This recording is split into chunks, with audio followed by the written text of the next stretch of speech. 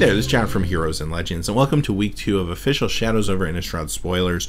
So today and Tuesday, Wednesday, and Thursday we'll be here with spoiler videos covering everything that comes out over the next few days, and then starting on Friday we'll begin our full set review, starting with the white cards. So if you haven't yet subscribed to the channel, definitely a good time to do so. Today we got a lot to talk about though, so let's jump in and see what's new.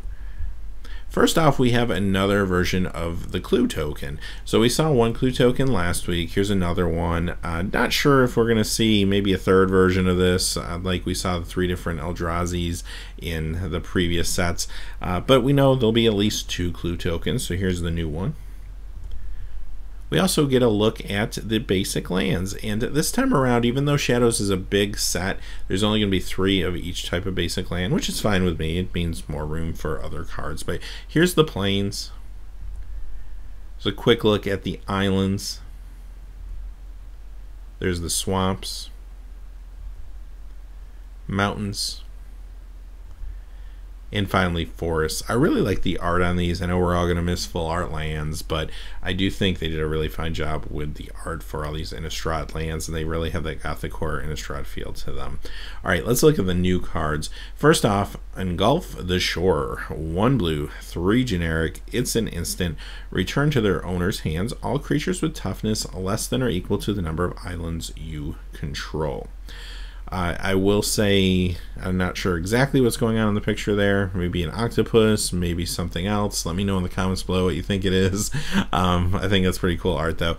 Having said that, let's talk about the card. In limited, these are good effects. They don't always come into play. Sometimes they sit in your hand. Basically, if you're already winning, you're winning. You don't need this card. It's not going to help you win more. But if you're behind, it can help you catch up, and you know it's there, so you can play around it a little bit, maybe for a turn or two, and set your opponent up for a big fall, and then play some cheap creatures and hopefully get in there and buys you more time to get removal and that type of stuff. So this is fine for you in limited. Is it good enough to see standard play? It is kind of a blue version of Mutilate in some ways, if you look at it that way. Now obviously it doesn't destroy the creatures, but it does take them off the board temporarily. It's a tempo play, so maybe this is something that could be sideboarded in to a control deck to deal with a very fast aggressive deck. Now there are better board sweepers out there that are more permanent, so it is competing against those. The only thing this has going for it though is it only costs 4. 1 blue and 3 generic is actually a really good casting cost, especially if someone's throwing down creatures every turn for the first 4 turns. This is a way for you to kind of catch up and get your legs under you. So I don't know, keep an eye on this. Could see a little bit of sideboard play in standard. I also think this is a fine card in Commander, especially if you have a mono blue Commander deck. Next card was spoiled from an Italian language spoiler. It's Call the Bloodline. 1 black, 1 generic. It's an enchantment. You pay 1, discard a card, and put a 1/1 black Vampire Knight token with lifelink onto the battlefield. Activate this only once per turn. And at the bottom I put the flavor text there for you all as well. So let's talk about limited first. I think this is mostly a limited card, and it's just going to be to help you activate your madness costs, help you build towards delirium. That's really what this card does. The fact that you're getting a 1/1 black Vampire Knight, but it doesn't have flying, and the fact you can only do it once per turn, I think is going to keep this from really being a great card for a constructed format. So it's a fine limited card. It's going to help you meet the requirements you need for some of the mechanics. Next card comes to us from a Japanese language spoiler. It is Burn from Within.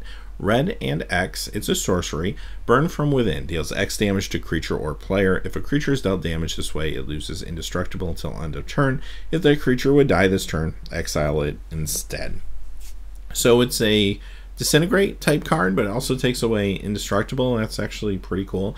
This will be great for you in limited. It's going to let you either do direct damage to your opponent and close out a game perhaps in late game, or it's just going to be creature removal. We need creature removal, and if there's any indestructible creatures out there, well, that's fantastic. Here's a way to deal with them.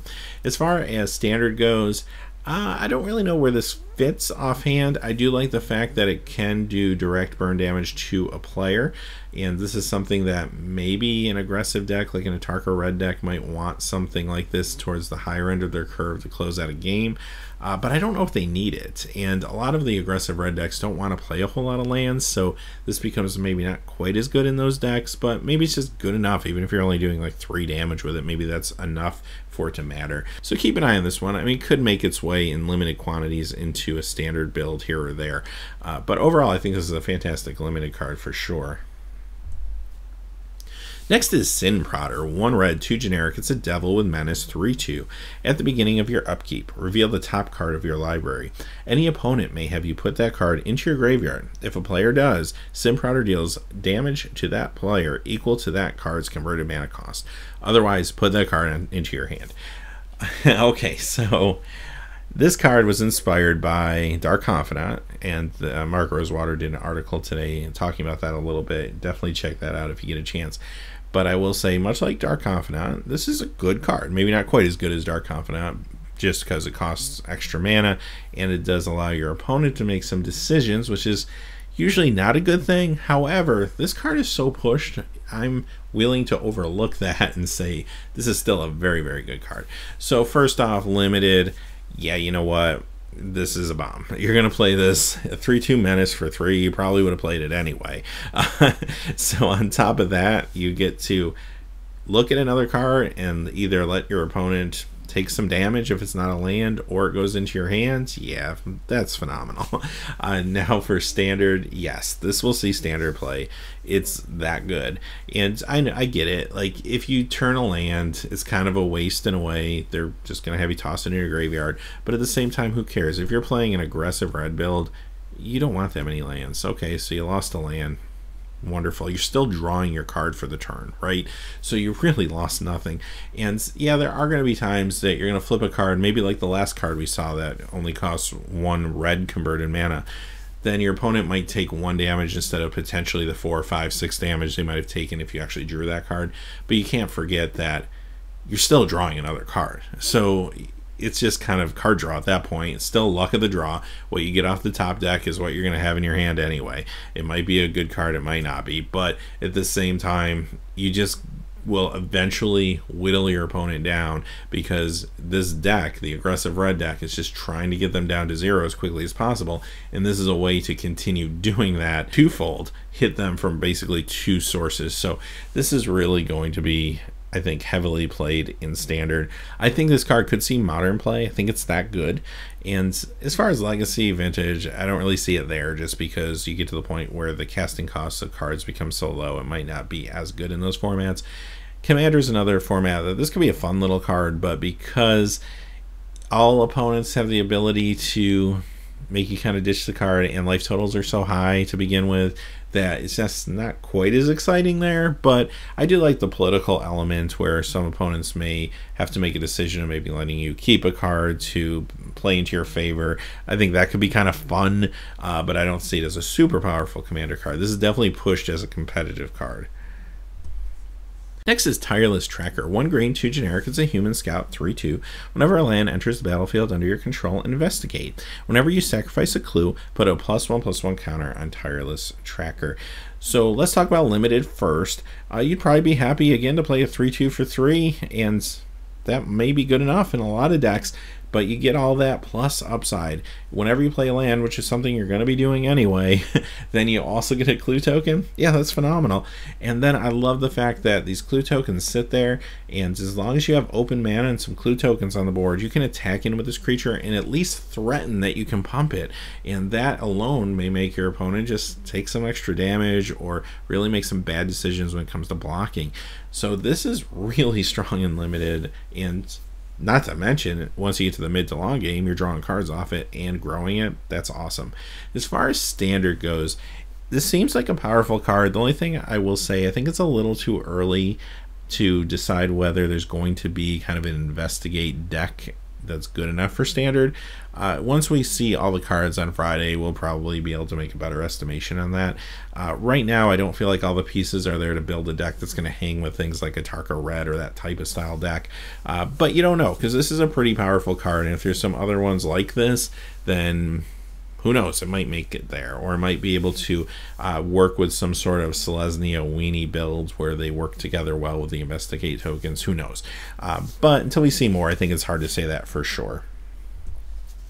Next is Ulvenwald Mysteries, 1 green, 2 generic, enchantment. Whenever a non-token creature you control dies, investigate. Whenever you sacrifice a clue, put a 1/1 white human soldier creature token onto the battlefield. So this is actually not a horrible card when you think it is an enchantment and it costs 3. So playing this might mean you're taking a turn off if nothing of yours dies that turn anyway. That's not super great, but depending on how fast the format is, it might be just fine. Again, it's a little too early to call.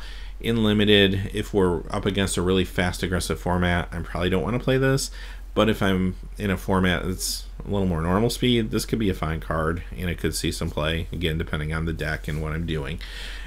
As far as standard goes, again, it's a little early to say, but even if the clue token deck is a thing, I don't know if this is going to be a part of it, because again, you're kind of taking a turn off to play it, and 3 mana, maybe 2 mana, that would have been okay. 3 mana, I'm not really sure. So I don't really see this one getting standard play, but it is a fine limited card, I think. Alright, so our last cards of the day are actually a cycle, and these are new allied color dual lands, and the discussion's already going on about what to call them. Some people have suggested show lands, reveal lands. I like Cedric Phillips' tweet that went out saying Shadowlands. I think that's actually my personal favorite. I think that sounds really cool. Obviously, we have the Battle Lands from Battle for Zendikar, and then the Shadowlands from Shadows Over Innistrad. I think that's awesome.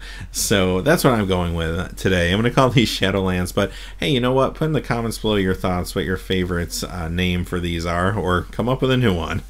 But let's talk about what the card does. This first one is Choked Estuary, and this is a land.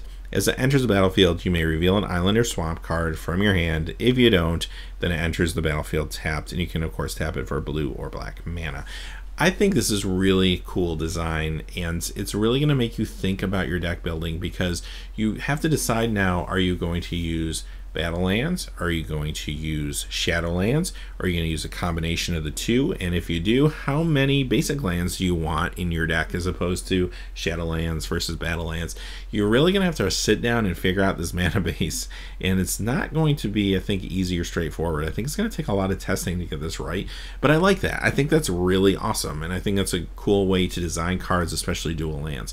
Now, the card itself, yeah, definitely strong enough to see standard play. Like I said, you're going to have to think about how many and which ones you want, but it's going to see standard play. I don't really see this crossing over into modern, just because once you get there, there's just too many better effects you can use. You got shock lands, you got fetch lands, stuff like that. But in standard, this will be awesome. This will be fine and limited when you happen to open this and it's in your colors, so it will help you with fixing, and that's really cool too. And I could see some other kind of casual decks, cubes, maybe running these, stuff like that. So having said that, let's look at the other 4. We have Foreboding Ruins. Interesting that some of these actually have flavor text and some don't. Seems a little strange to me, but that's alright. Fortified Village. Game Trail. And finally, Port Town. Really cool art on these two. These are pretty exciting additions. So having said that, those are the spoilers for today. We'll be back tomorrow with another spoiler video. Hey, until then, thanks for watching. Please remember to like and subscribe, and have a great day.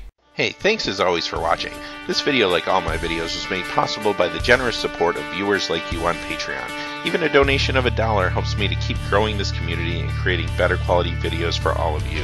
Check out our Patreon page for exclusive giveaways and future goals for the channel. If you haven't had a chance yet to subscribe, hit that subscribe button so you don't miss any of the MTG news, spoilers, set reviews, product openings, or finance videos on Heroes and Legends. Talk to you again soon, and have a good day.